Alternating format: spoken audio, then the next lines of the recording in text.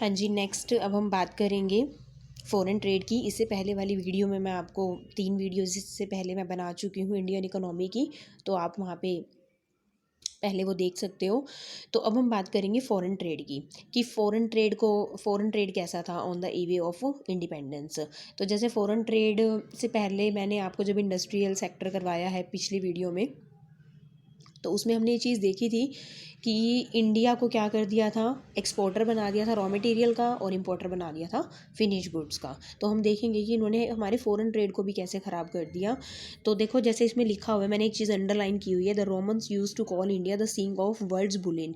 जैसे हमें ये तो पता ही है कि भारत को क्या बोला जाता था, सोने की चिड़िया बोला जाता था, समथिंग ऐसे कुछ बोला जाता था।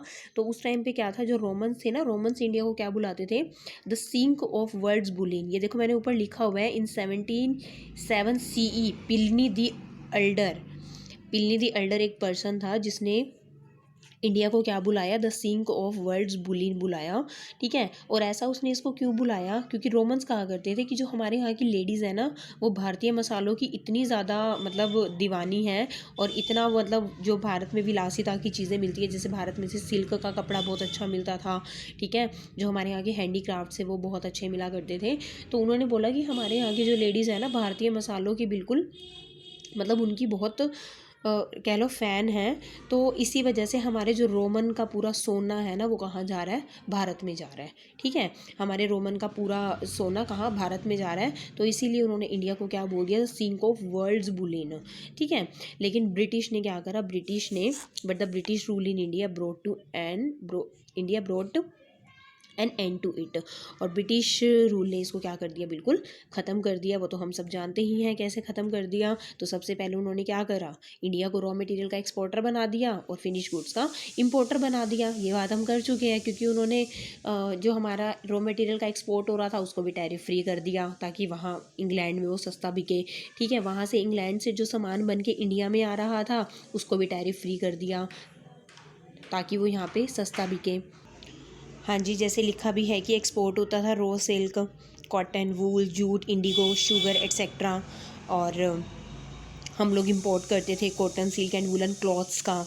राइट, उसके बाद सेकंड है monopoly control of India's foreign trade. ये हम जानते ही हैं, क्योंकि मैंने आपको पिछली वीडियो में भी ये बात बताई थी कि वो लोग क्या करते थे, जो भी हमारे यहाँ से चीज़ें एक्सपोर्ट होके बाहर जाती थी, जैसे हैंडीक्राफ्ट का हमारा अच्छा बिजनेस था, तो जो भी चीज़ें यहाँ से बाहर जाती थी उनके ऊपर ये लोग हैवी ड्यूटीज़ लगा देते थे। अब हैवी ड्यूटीज़ लगा रहे हैं तो दूसरी कंट्रीज़ में उन चीज़ों के प्राइस बढ़ जाएंगे, तो कोई भी कंट्री हमसे खरीदेगी ही नहीं।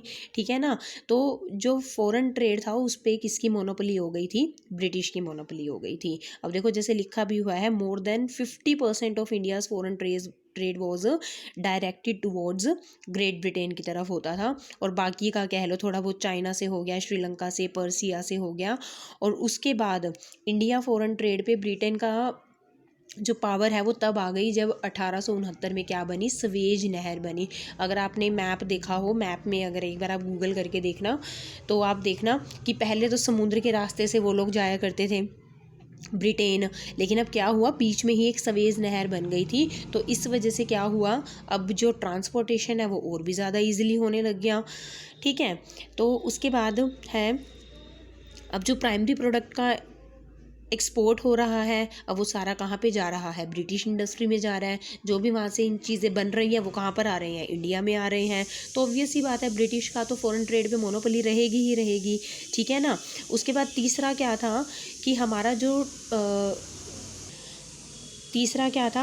ट्रेड था ना, वो सरप्लस में था। अब सरप्लस में ये कह लो कि हम लोगों को सरप्लस हो रहा था और ऐसा कुछ डेफिसिट नहीं था। अब सरप्लस हो रहा था तो उसका फ़ायदा इंडिया को मिलना चाहिए था ना, लेकिन उसका इंडिया को कोई भी फ़ायदा नहीं मिला उस सरप्लस का। उस सरप्लस से क्या होता था, उस सरप्लस से सिर्फ वो लोग क्या करते थे, अपने जो एडमिनिस्ट्रेटिव एक्सपेंसेस हैं उनको पूरा करते थे। भाई सैलरीज़ देनी है, जो भी सिविल सर्वेंट्स हैं उनको सैलरीज़ देनी है।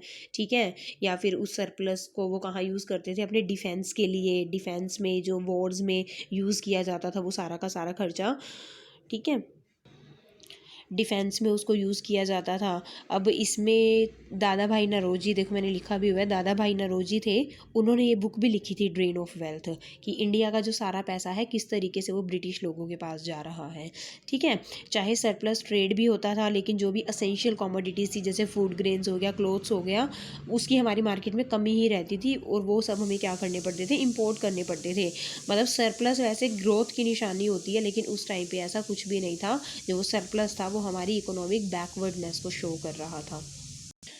हाँ जी, तो ये सब था फ़ॉरेन ट्रेड के बारे में, कि उस टाइम पे फ़ॉरेन ट्रेड कैसा था on the e-way of independence. उसके बाद हमारे 2 टॉपिक रह गए हैं, एक है ऑक्यूपेशनल स्ट्रक्चर उस टाइम पे कैसा था, डेमोग्राफिक एनवायरनमेंट उस टाइम पे कैसा था। तो इसको हम अगली वीडियोज़ में कवर करेंगे।